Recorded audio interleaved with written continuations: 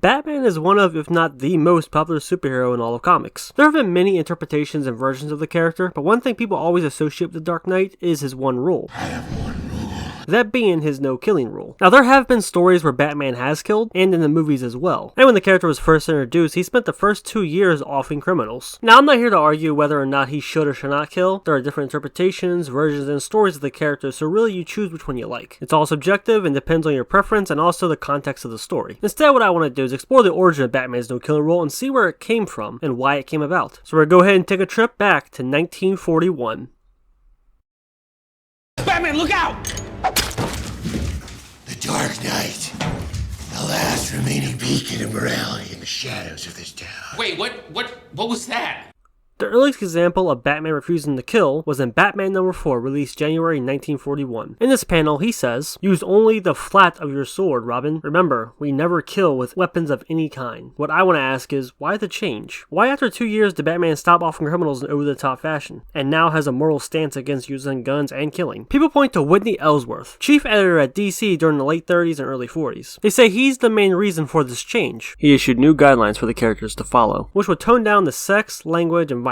Batman co-creator Bob Kane wrote in his autobiography, "I never had complete control over the Batman comic book and newspaper strip, and the editors placed increasing limitations on what Bill Finger and I could do. In the first year, Batman had been a grim vigilante who operated outside the law. In several early issues of Detective Comics, he even carried a gun. We had our first brush with censorship over Batman's use of a gun in Batman number 1. In one story in that issue, he had a machine gun mounted on his Batplane and used it. We didn't think anything was wrong with Batman carrying guns because the Shadow used guns. Bill Finger was called onto the carpet by Whitney Ellsworth. He said, 'Never let Batman carry a gun again.' The editors thought that making Batman a murderer would taint his character and mothers would object. The new editorial policy was to get away from Batman's vigilantism and bring him over to the side of the law, so he was remade as an honorary member of the police. The whole moral climate changed in the 1940 to 1941 period. You couldn't kill or shoot villains anymore. DC prepared its own comics code, which every artist and writer had to follow. It wasn't the Dark Knight anymore with all the censorship. This new code not only affected Batman, but Superman and Wonder Woman as well. But why the new guidelines? Why was this code implemented in the first place?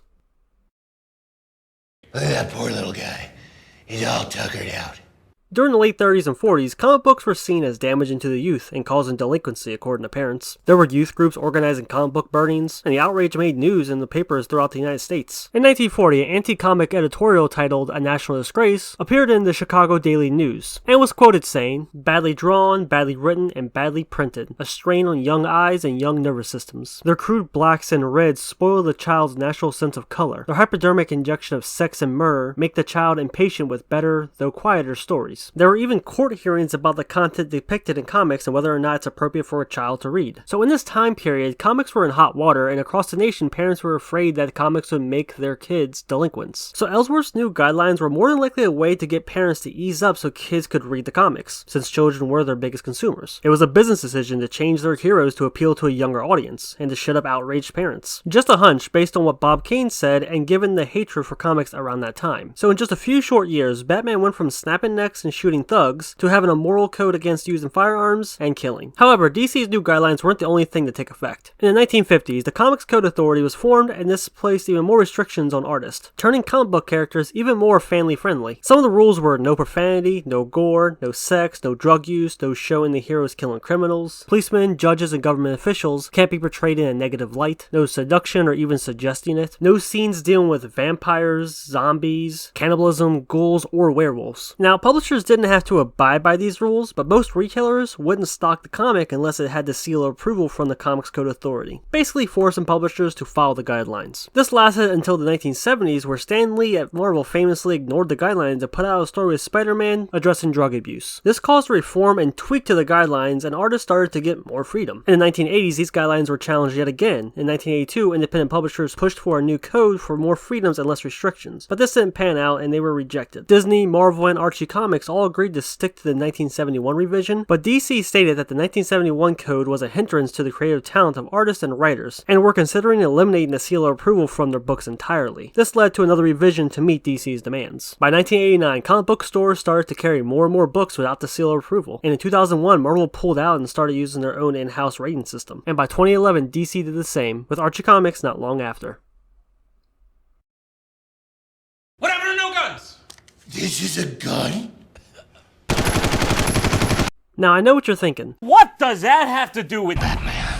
Well, after being family-friendly for 3 decades and having a strict rule against guns and killing, writers and artists started to explore different stories with Batman, many bringing him closer to his darker roots, which was different from how he was seen in the mainstream. Most people by the 70s only knew Batman from the Adam West Show, where he was a goofy, comedic hero. And thanks to the Comics Code Authority, throughout the 50s and 60s he was more of silly and zany. And it really wasn't until the 70s and 80s where comic book artists were able to experiment more. It was also around this time the Joker was changed from an evil prankster to a more psychotic and murderous villain. And we got the first appearance of Ra's al Ghul. But the no killing rule was now associated with the character, and most comics would still follow this to some degree. Some writers started to test the waters by showing stories and situations where Batman would kill the villain, both canon and non-canon. The most famous stories being the Killing Joke and the Dark Knight Returns. The Killing Joke's ending is left ambiguous to whether or not he killed the Joker, and the Dark Knight Returns he kills a criminal to save a kid and the Joker. And since then there has been moments where Batman has killed someone directly or indirectly. Shh, not so loud. You'll wake him. So, does Batman have a no-killing rule? For most of his existence, yes. But because he's had this rule for so long, and that's how he's been portrayed in the mainstream, that doesn't mean it negates or ignores the different stories and interpretations where Batman has killed. The good thing about comic books is that there are many different versions of the same character. And I think Frank Miller said it best. With Batman, you've got a character you can describe in just a few seconds. His parents were murdered by criminals. He's warring on crime for the rest of his life. His motive is there, and he is so simple in his design and in his concept that he's open to an incredible number of interpretations. So it seems that the reasoning and origin of Batman's no-killing rule was basically just censorship, brought on from outraged parents and the government. I do think it's interesting that guidelines that were forced on the artists and writers were supposed to restrict the character, but they actually ended up adding a new layer to him, and becoming so associated with him that it eventually became the main focus for many stories. So in a way, I guess you could say that Batman really benefited from this. But that's gonna do it for the video. I hope you guys enjoyed. I just thought it was interesting to go ahead and explore the origins of the no-killing rule and why it came about. Go ahead and leave a comment, let me know what you think about Batman's no-killing rule. Do you think it makes him a more interesting character? Do you not care if he has one? And drop a like if you enjoyed the video. Thanks for watching. I'll catch you next time.